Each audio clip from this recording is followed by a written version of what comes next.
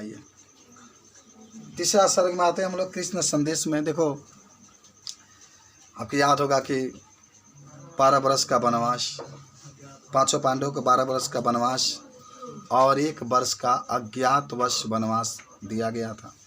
वनवास पूरा हो गया है और 5 पांडव कृष्ण को भेजे हैं कि जाइए हस्तिनापुर में जाइए और दुर्योधन से कहिए कि हमें रहने के लिए कुछ जगह दें।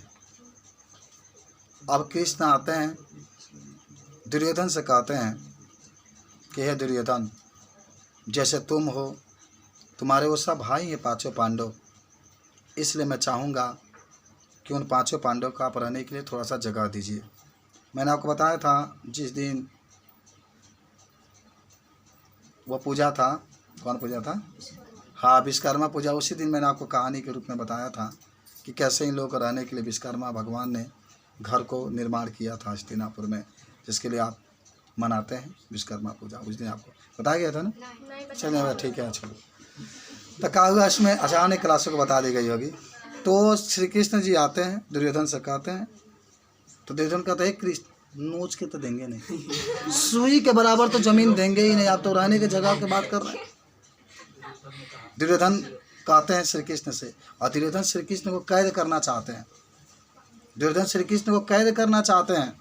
आप देखे भी होंगे महाभारत में, कृष्ण अपना विराट रूप दिखा कर वहाँ से क्या आते हैं, भाग जाते हैं।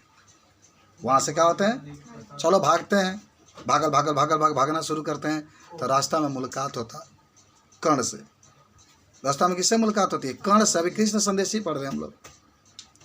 जब कर्ण से मुलाकात होती है तो कर्ण को समझाते हैं श्री कृष्ण, कहते हैं कि हे कर्ण, वह 5 पांडव तुम्हारे भाई हैं, इसलिए मैं चाहूँगा कि तुम 5 पांडवों के साथ मिल जाओ और कौरवों को मारने के लिए युद्ध करो।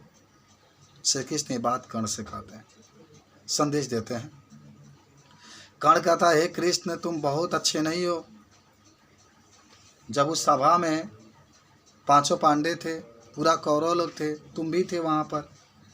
जब मेरी जात पूछी जा रही थी, जब मेरा पिता का नाम पूछा जा रहा था, जब मेरी माता का नाम पूछा जा रहा था, तब तुमने वहाँ पर क्यों नहीं कहा कि कुंती के पुत्र हैं, 5 पांडे इसके भाई हैं? तुमने नहीं कहा। और उस विषम परिस्थिति में, जब मेरा कोई साथ नहीं दे रहा था, उस विषम परिस्थिति में दुर्योधन ने मुझे अपना मित्र बनाया, इसलिए मैं कभी भी 5 पांडवों के साथ नहीं मिलूँगा। मैं दुर्योधन का मित्र रहूँगा और 5 पांडवों को मारने के लिए मैं युद्ध करूँगा, उस 5 पांडवों की ही मैं मारूँगा। और इस तरीके से वहाँ से श्री कृष्ण चले जाते हैं और जो आपका तृतीय सर्ग होता है ये ख़त्म हो जाता है। याद हुआ आपको? बोलिए।